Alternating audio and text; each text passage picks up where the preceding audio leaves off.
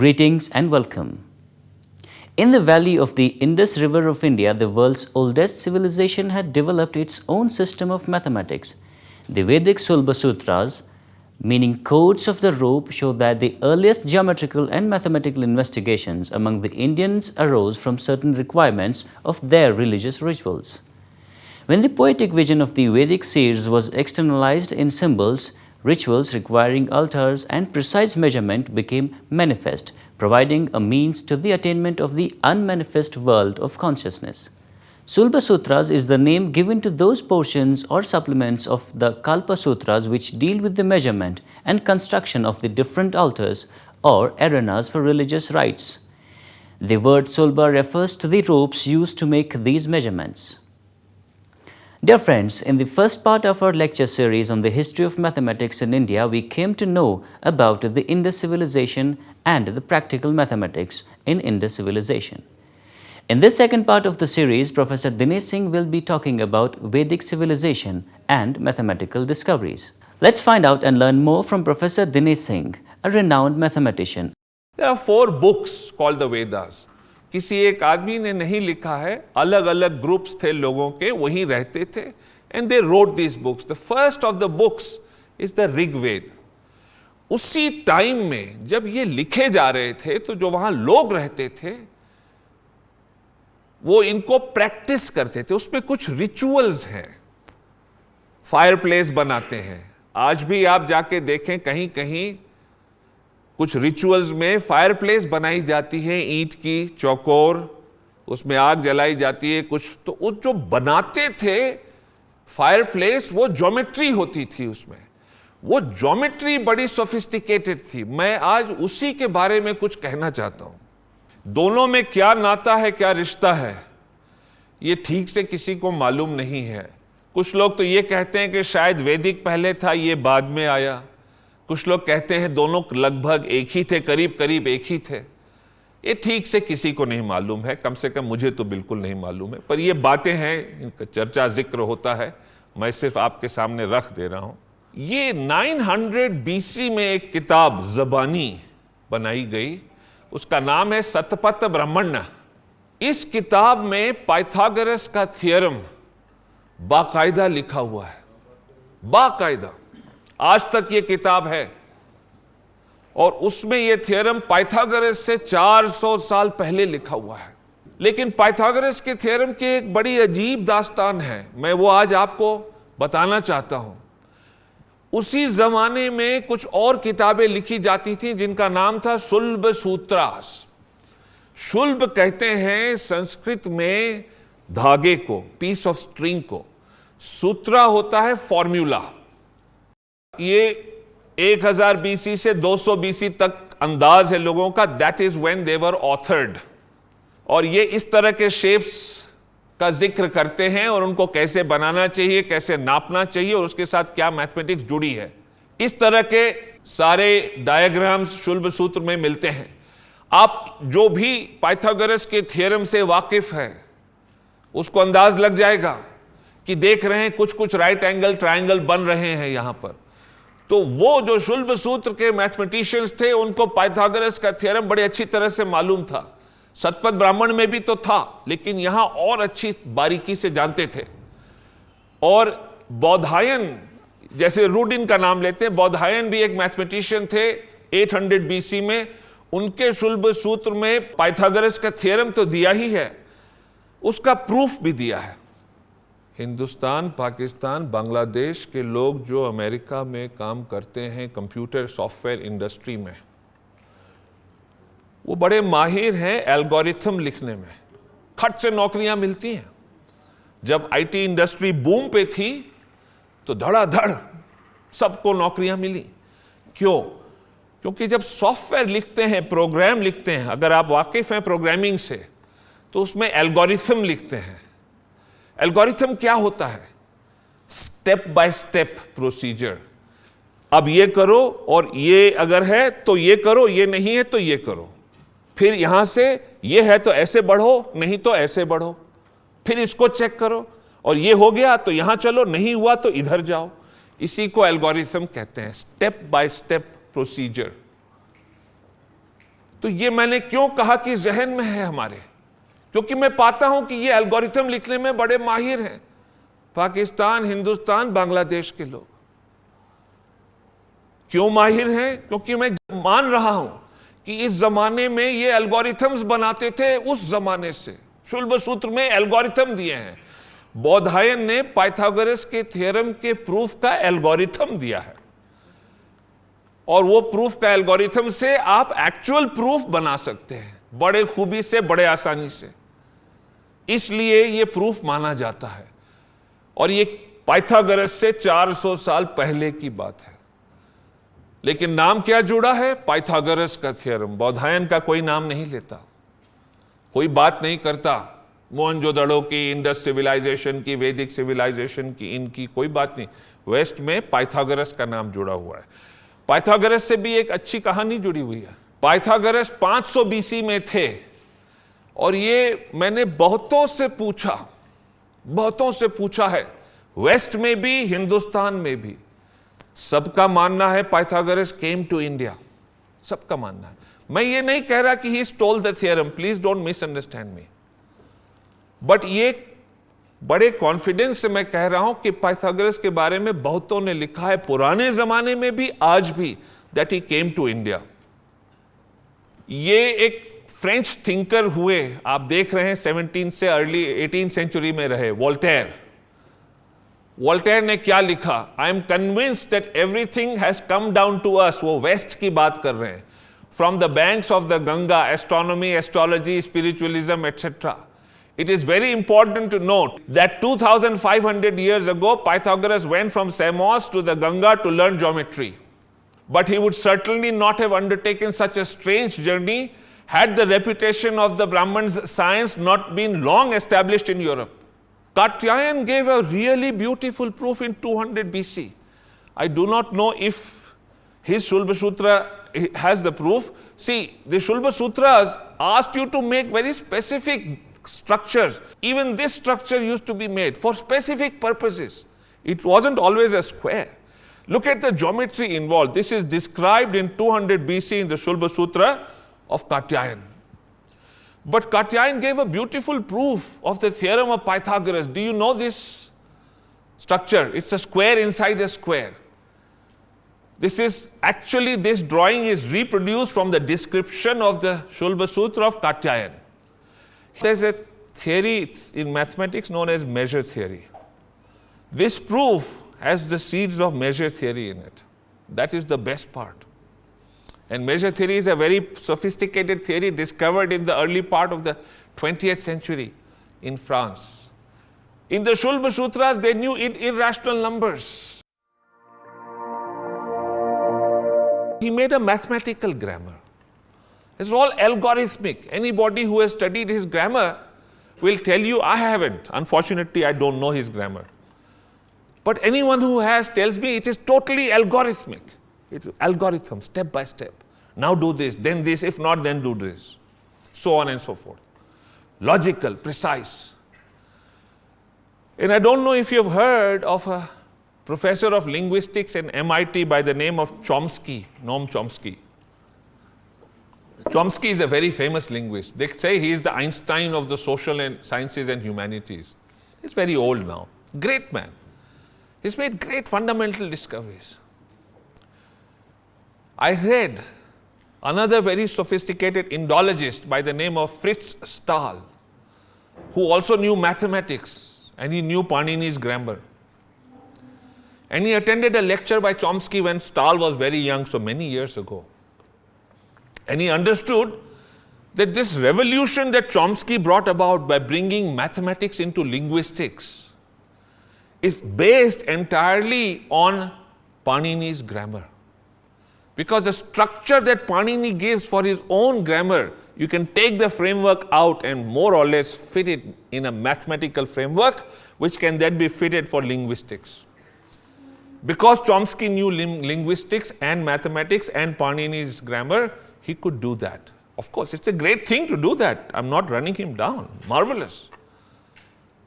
But all I'm saying is that at least in my university, those who study grammar, linguistics are not exposed to mathematics. And those who study mathematics do not get a chance to study other subjects. That is why sometimes we suffer. And I urge all of you, never close your mind to other disciplines. This is the one big lesson you learn from this. And you will make as great discoveries as the others have done and do good for society. So, this is a postage stamp that was released. No one knows how Panini wrote. Panini was the first to use the concept of zero. That I must tell you. This is 200 BC. And he actually put a dot there. So, zero, he symbolized as a dot. That dot then became enlarged into a circle. That is the general guess that people make. That is how zero came about. Then, he was followed by Pingle in 200 BC. Pingle was a prosodist. और वो permutations और combinations कर रहे थे long and short sounds के। और जब वो परम्यूटेशंस कॉम्बिनेशंस करते हैं तो आपको क्या ध्यान में आता है, जहन में क्या उतरता है, खट से बाहर आती है कौन सी बात? परम्यूटेशंस कॉम्बिनेशंस से तो बाइनोमियल नंबर्स। और बाइनोमियल नंबर्स जब याद आते हैं तो अगर किसी ने थोड़ा बारीकी से देखा है तो पैस्कल्स ट्रायंगल की बात हो जाती है। पैस्कल 17th सेंचुरी में यूरोप में थे, कहा जाता है उन्होंने ट्रायंगल को डिस्कवर किया और उससे कितना फायदा हुआ प्रोबेबिलिटी में, इधर उधर बाइनोमियल कोएफिशिएंट्स, परम्यूटेशंस, कॉम्बिनेशन में उस ट्रायंगल को रिफर करते हैं। ये बहुत कम लोग जानते हैं कि ये ट्रायंगल पिंगल ने डिस्कवर किया था और ईसा मसीह से पहले। तो वही पिंगल की बात मैं आपसे कर रहा हूं। वो नए मीटर्स बना रहे थे और this led him to discover the Meru Prastara. उन्होंने अपने ट्रायंगल का नाम ट्रायंगल नहीं कहा, मेरू प्रस्तर। मेरू कहते हैं माउंटेन को, प्रस्तर कहते हैं सीढ़ियां, स्टेप्स। आप देख रहे हैं steps leading to the mountain top. ये पैस्कल्स ट्रायंगल ही है। पैस्कल से 1800 साल पहले पिंगल ने बनाया था। उसी तरह पिंगल ने जो किताब लिखी उसके ऊपर 1200 AD में एक जनाब आए हलयुद्ध, उन्होंने उस पर कॉमेंट्री लिखना शुरू किया। आज भी होता है, उस जमाने में भी था। हलयुद्ध ने कॉमेंट्री लिखी, लेकिन इसमें एक खूबी देखिए, जब हलयुद्ध ने कमेंट्री लिखी और उन्होंने वो बाइनोमियल कोएफिशिएंट्स देखे तो उनको बाइनोमियल थ्योरम डिस्कवर कर लिया। उन्होंने एकदम बाइनोमियल थ्योरम सामने नजर आ गया। ये 1200 AD में हमसे कहा जाता है कि न्यूटन ने बाइनोमियल थ्योरम डिस्कवर किया था। This is 400 years before Newton the binomial theorem was discovered. ये बाइनोमियल थ्योरम की स्टेटमेंट है। ये बाइनोमियल कोएफिशिएंट्स है जो ब्रैकेट्स में है, जो मेरू प्रस्तर में है। इसी पे कमेंट्री लिखते हुए हलयुद्ध ने डिस्कवर कर लिया। उसी तरह before the time of Christ Jain और बुद्धिस्ट थिंकर्स बहुत ज्यादा मैथमेटिक्स में उलझे हुए थे। दे मेड मेजर डिस्कवरीज, बहुत डिस्कवरीज की उन्होंने। मैं सिर्फ एक डिस्कवरी का जिक्र करूंगा, बाकी कुछ नहीं दिखाना चाहता। आप लोगों ने कैंटर का नाम सुना होगा। Cantor discovered set theory. And set theory is one of the greatest inventions of the human mind, not just in mathematics, otherwise. It leads to the statement and examination of fundamental issues connected with mathematics, truth and logic. You cannot even imagine until you get involved with Cantor's set theory and the axiomatization of set theory as to how fundamental the discovery was. And what does Cantor really talk about? He talks about infinity. Cantor infinity को नापने की कोशिश कर रहे थे, काबू में लाने की कोशिश कर रहे थे। तो उन्होंने डिस्कवर किया कि इंफिनिटी के अलग अलग ऑर्डर्स है। एक इंफिनिटी दूसरे इंफिनिटी से छोटी हो सकती है और उसको उन्होंने प्रूव किया। और इस सिंप्लिसिटी के साथ, सादगी के साथ, कि एक स्कूल का बच्चा भी आज समझ जाता है उनके प्रूफ। और उस प्रूफ के ही वजह से मैंने बताया कि मैथमेटिक्स के फाउंडेशंस ही हिल गए। जितनी मैथमेटिक्स हम कर रहे हैं, कैंटर के काम से उसके फाउंडेशंस हिल गए। वो ऑर्डर्स ऑफ इंफिनिटी उन्होंने दिखाया कि एक से बढ़ के एक होती है, एक और इंफिनिटी उससे बढ़ के होती है। ये बड़ी गहरी चीज है। कहा जा रहा है आज की तारीख में जो लोग इन चीजों पर रिसर्च कर रहे हैं कि जैन मैथमेटिशियंस को भी मालूम था कि अलग अलग ऑर्डर्स हैं इंफिनिटी के। हो सकता है कुछ सालों बाद मैं इसको समझता रहूंगा, हो सकता है आप भी पढ़ते रहें, कभी हम लोगों को जब रिसर्च और लोग कर लेंगे इसके हिस्ट्री पे तो और सफाई से मालूम पड़ जाएगा कि इन्होंने क्या किया था। पर अभी जो अंदाज लगा है, और मुझे वेस्टर्न मैथमेटिशियंस ने बताया है कि उनको भी मालूम था कि अलग ऑर्डर्स हैं इन्फिनिटी के। जैसे इंटीजर्स इन्फिनिट है नंबर में और इरैशनल नंबर्स भी इन्फिनिट है नंबर में, लेकिन इरैशनल नंबर्स की इन्फिनिटी इंटीजर्स की इन्फिनिटी से बड़ी है, ये उन्होंने प्रूव किया था। कहा जाता है कि इन लोगों को भी मालूम था। हम वेट करेंगे, लेकिन अंदाज है लोगों का।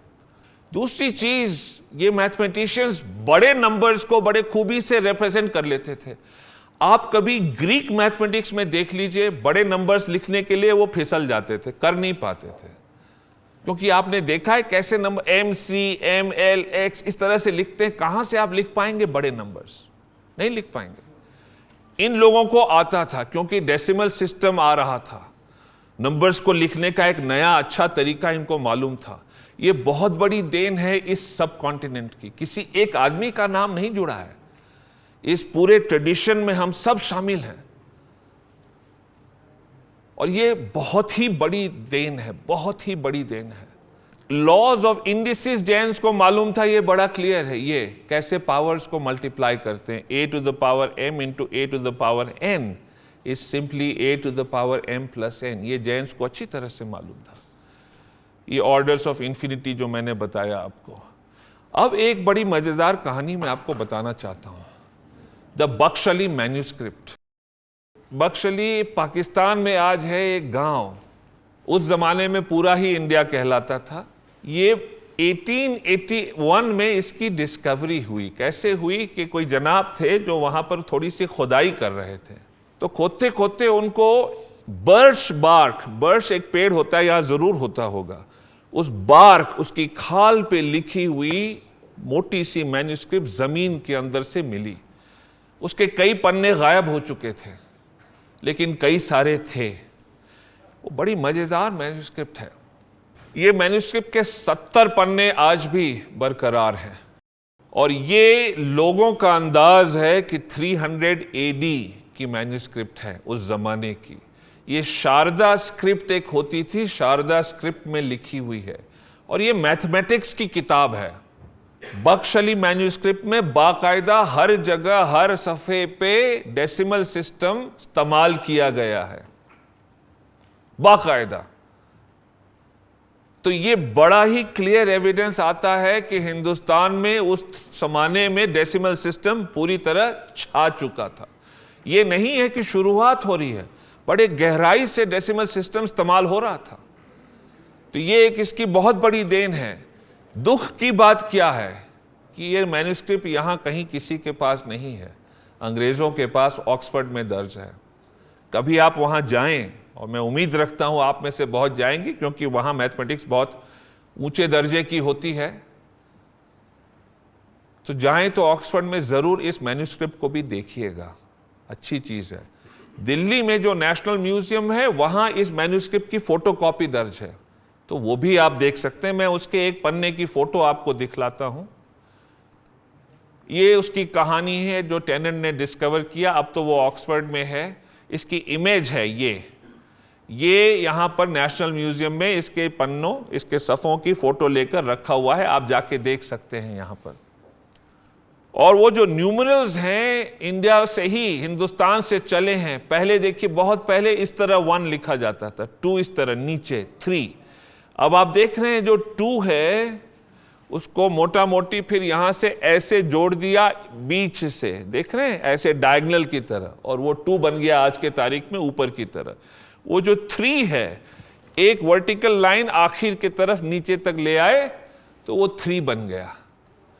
आप 4 देख रहे हैं, करीब करीब प्लस साइन की तरह है, फिर उसको ऐसे जोड़ दिया तो 4 बन गया। ये एक अंदाज लगता है कि कैसे ये ब्राह्मी न्यूमरल्स हैं, ईसा मसीह के टाइम इसी तरह इस्तेमाल होते थे पूरे हिंदुस्तान में। इस तरह से इवॉल्व किए हैं, लेफ्ट से शुरू हुए, आप देखिए इवॉल्व होते होते राइट तक जा रहे हैं। ये मॉडर्न है, एकदम लेफ्ट वाला कॉलम एकदम मॉडर्न है। बख्शली मैन्यूस्क्रिप्ट में देख लीजिए 330 कैसे लिखा है, और आज कैसे 330 लिखते हैं, एकदम लेफ्ट में देख लीजिए कितना मिलता जुलता है। उसी तरह और नंबर्स आप देख लीजिए, 947 बख्श अली में कैसे लिखा है, आज कैसे लिखते हैं। एक और मजेदार बात बख्श अली मैन्यूस्क्रिप्ट में, वो फ्रैक्शंस को कैसे लिखते थे। आज आपको 3/4 लिखना है तो आप कैसे लिखते हैं, 3 लिखते हैं, फिर एक लकीर बनाते हैं, फिर उसके नीचे 4 लिखते हैं। बख्श अली में 3 ऊपर लिखते थे, 4 नीचे, लकीर नहीं बनाते थे, बस यही फर्क है और कुछ नहीं, लकीर नहीं बनाते थे। 1/2 बिना लकीर के। अगर प्लस करना है, ऐड करना है दोनों को, तो प्लस बीच में रहता था जैसा आज भी है। अगर माइनस करना है तो प्लस को दाहिने तरफ लिखते थे, on the right hand side. It really means in this form where plus is on the right side, इसका interpretation is 3/4 - 1/2। But it's a very modern presentation dating back to so long ago. And why am I showing you this? Because I want you to understand that we had a very precise way of doing things, very scientific way of doing things. There are other amazing things. Place value देखिए कैसे indicate होता है negative का, वही मैं कह रहा था। कुछ और उसमें लीनियर इक्वेशंस है 5 अननोन्स के साथ बख्श अली मैन्यूस्क्रिप्ट में। क्वाड्रेटिक इक्वेशंस है, उनके सॉल्यूशंस है, अरिथमेटिक ज्योमेट्रिक प्रोग्रेशंस है, साइमल्टेनियस इक्वेशंस है, फ्रैक्शंस हैं, यूज ऑफ जीरो है, नेगेटिव साइन वो प्लस लगा के राइट साइड पे, ये सारा वहां दिया हुआ है। Remarkable method of computing square root, जो आज के तारीख में स्क्वायर रूट का मेथड कंपेरेबल है with Newton's method. Computer time लगभग बराबर ही लेता है, या हो सकता है थोड़ा बेहतर ही हो। ये सारा उसमें दिया हुआ इतना पहले। फिर कहानी आगे बढ़ती है। ये जनाब हैं आर्यभट्ट, आप नाम सुने होंगे इनका, 476 AD में। ये नालंदा में प्रोफेसर थे और जब 21 ईयर्स की एज के थे तो इन्होंने अपनी सबसे अहम किताब लिखी थी आर्यभट्टीय, जिसमें उन्होंने अपनी पूरी जो अंडरस्टैंडिंग थी सोलर सिस्टम की और मैथमेटिक्स की वो दर्ज की है। ये स्टैचू आज पुणे में inter university centre for astronomy and astrophysics में आर्यभट्ट की स्टैचू है। ये आर्यभट्टीय उन्होंने लिखा था 6th century, 21 years of as थे, और उसमें इनकी क्या मेन डिस्कवरीज थी, ये मजेदार है। इनकी डिस्कवरीज थी, इन्होंने कहा कि the earth is spherical in shape. उस जमाने में लोग अच्छी तरह समझते नहीं थे, और कहा एक कदम का पेड़ होता है, लेकिन कदम के पेड़ का जो फूल होता है वो एकदम स्फेरिकल होता है। इन्होंने कहा कि ये जो अर्थ है ये कदम के पेड़ के फूल की तरह गोल है, और ये भी कहा कि हमको लगता है that the sun goes around the earth, actually it is the earth that is revolving, ये भी कहा। And then he said that why do we get this feeling? He said if you are in a boat on a river and if you're rowing the boat and if you look at the trees on the river banks on both sides, you will get the feeling that the trees are moving, whereas it is actually you who is moving in the boat. In exactly the same way, it is the earth that is moving, but you get the feeling that the sun is moving. ये आर्यभट्ट ने लिखा था उस जमाने में समझकर। ये बहुत बड़ी चीज है। और जब आर्यभट्ट ने लिखा तो ऐसा नहीं कि सब लोग हट से मान गए that this is correct, he no, there were many people who disagreed with him, but they said he is a very good mathematician, he has some good ideas, so they made him a professor.